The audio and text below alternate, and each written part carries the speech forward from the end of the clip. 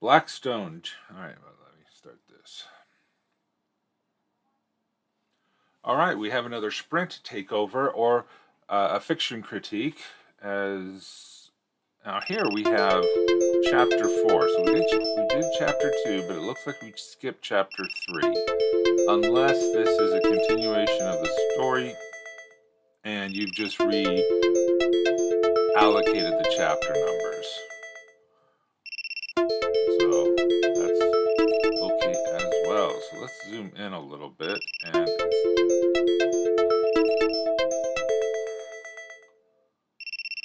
you broke it into smaller chapters. Great. Okay. Okay, we need to. Whoa. Sorry. Oh, I took off my earbuds.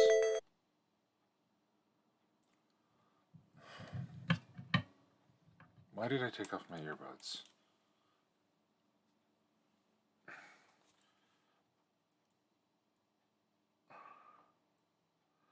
Okay, so here we'll. Alright, there we go. That looks. No, don't do that. Sorry about this. Gotta love Zoom.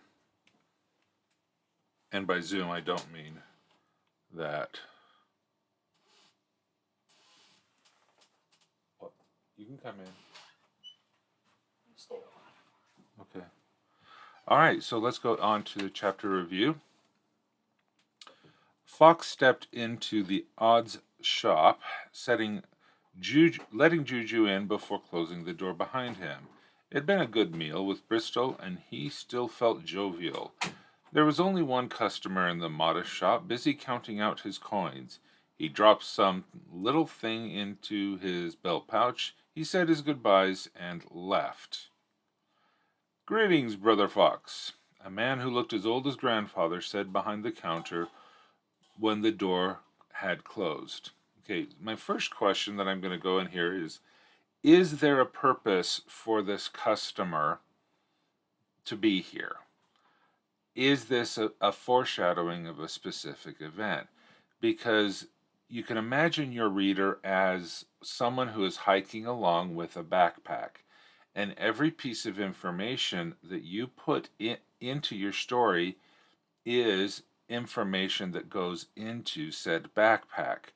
And so here, this information that you hear, this is a little bit of a information telling, you know, hey, he's at the odd shop.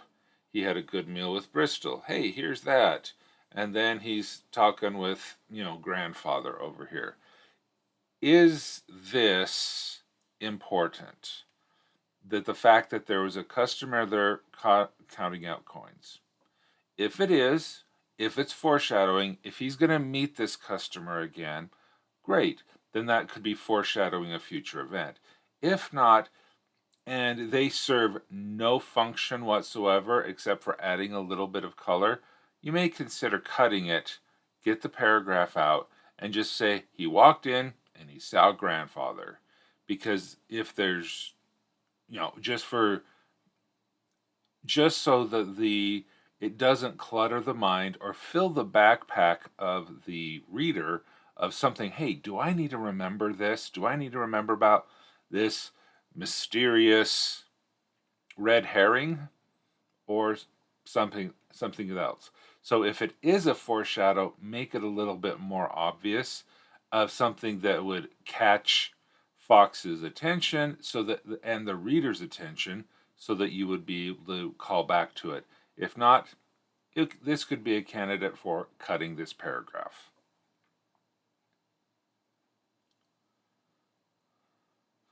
Trying to show that they don't talk openly. Okay, then you would need to have information about saying, okay, he stood there waiting for the customer to leave so that he could talk to grandfather alone. Because you made no indication that he was hanging back while the the customer was counting his coins. And see, that the purpose of the character is now to show that he's waiting, to show that he wants to be a little more private, and then that would be good. Okay. Yeah, I mean, it's good to have what you're talking about. It was just that he wasn't doing anything. Having that description would have him do something. Greetings, Father Bernard, Fox replied. I come with a problem. We are still waiting to hear back from the Margar Master House about you claiming your grandfather's vaults. Father Bernard said in a patient tone. This is not the first time he had to say that to Fox. Dang it, Fox blurted out, and then gave his head a quick shake. Actually, I have a different problem. The hand moved it, but were attacked by nistlings last night. Now those little buggers have it. Nistlings attack the town? The town watch isn't riled up. Happened outside of town, in some old orchard, Fox explained. They were headed somewhere on a path. Father Bernard arched a brow at Fox. And you weren't noticed by anyone? Fox rolled his eyes. No, Father. I went by moonlight. One of the dogs tracked them while we stayed too far back to see them. He huffed out a breath. Which is why they were already dead and pierced with those nasty little quarrels. Quarrels pierced them? They were dead and pierced with those nasty little quarrels? I'm not sure about the word quarrels there. Quivers, but then a quiver is something that holds the arrows. Okay, so I'm not sure what the word quarrels means in this context, if it's something else. You sure the nistlings took it? They cut the strap of that dang enchanted sack off a dead hand to get it. Quarrel is a crossbow bolt. Why don't you say crossbow bolt? Because I,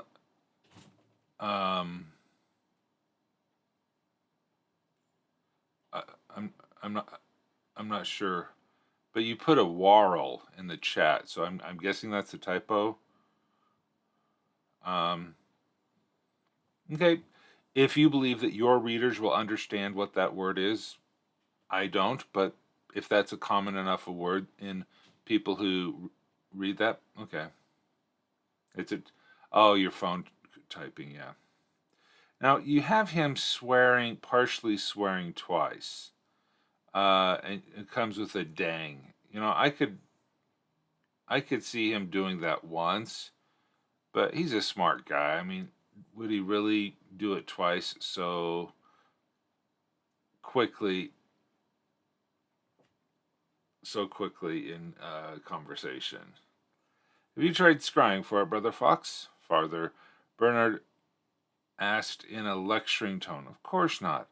There's a wizard around and the bag is enchanted. It is a good way to get found out. With your beginning levels of magic, he arched his stern brow, making Fox flush. Your magics would be nothing more than a drop in a rain shower. Even if I fell right where a wizard was looking, even if it fell right. Okay, with your magic would be nothing more than a drop in a rain shower.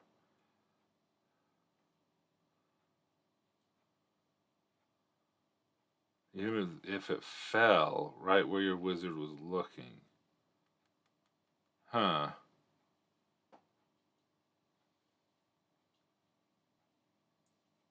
Okay. Well, thank you for the definition, James. Fox I don't know, your magics would be nothing more than a drop in a rain shower. I'm not getting the analogy here. Um, like the your magic's power would be nothing more than a drop in a rain shower. Would be so unnoticeable.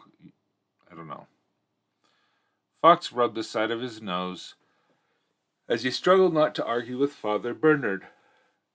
The old man sighed. Your scrying only works on a map. Unless this wizard was already watching you on your map, that type of scrying is unnoticeable. That sack is covered with enchantments, Father, Fox argued. He would certainly be watching that. All right, now see here, you've added another rock to the proverbial backpack of your reader. You said he would certainly be watching that. We don't know who he is. If you want to keep him a mystery, that's fine. But now, just so you know, we have another rock in the backpack that that the reader needs to uh, take care of now. As for whatever enchantments he had on the sack, you must actively cast magic on the sack for them to react. He stopped talking until Fox met his eyes. Stronger, more direct viewing scry magics will be noticed, but not what you can do right now. Fox blinked, still frowning, and said nothing. Instead, he was thinking over the collection of maps he had aboard the Gosling. Buju bumped his leg hard enough to stagger Fox. Thank you, Father, Fox said as he straightened. He cleared his throat. Is there any news? I am still waiting to hear from the monastery, the old man said in a patient tone. This is a very important decision, Fox. I understand, Father. Yes, it's a hint. Okay. Fox admitted it's just that. He let his voice train off as train off. I think so. That's supposed to be trail. Trail off as he could not find the right words. It's just that you are still quite young, and any time passing feels like ages to you yet. Fox gave Father Bernard that look that all young men give older men who unfairly point out their youth. The old man merely cocked an eyebrow back at Fox. A middle-aged man came out from the back with a shopping basket heaped full and covered by a cloth tucked all about whatever was in the basket. There, these'll see you through a few more days, the man said as he set the basket on the counter before Fox. Though Oddshops was known for its simple charms, most of its customers bought paper, inks, and quills. Fox did not really need more, but the brethren were as strict about keeping up appearances as grandfather had been. Had a customer been in his shop, Fox would have paid them for the basket, but since it was just them, they considered themselves more his uncle than acquaintances. He picked up the basket. Thank you, he said, and left.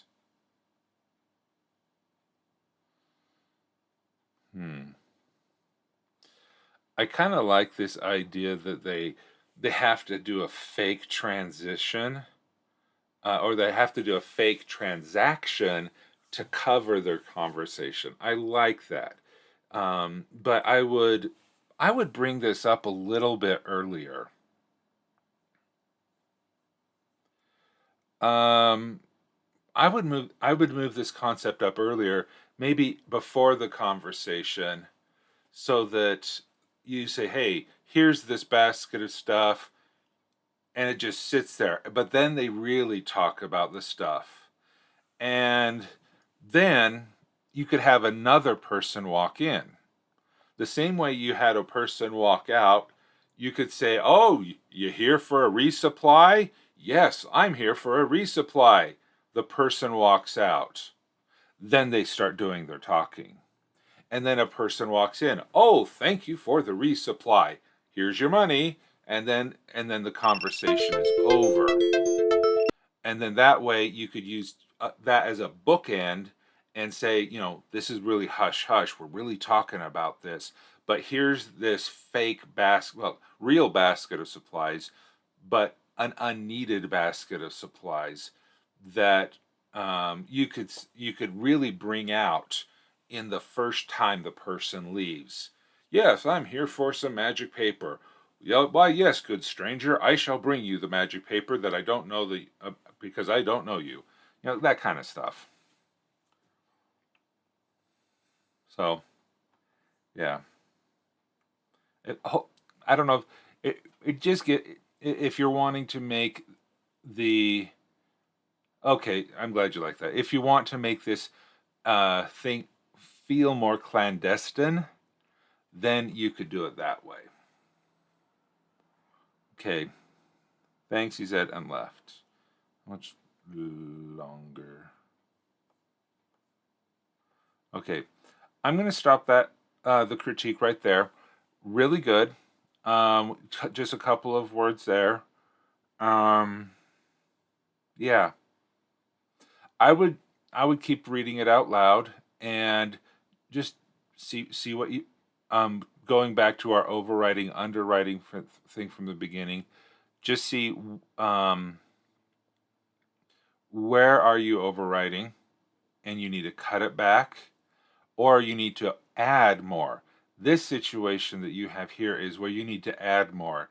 You have the one character walking out, but we didn't know why that character was there. So you need to add more. You underwrote that particular section, so you need to add a little bit more. All right? So there you go. That was the sprint takeover, and yeah, keep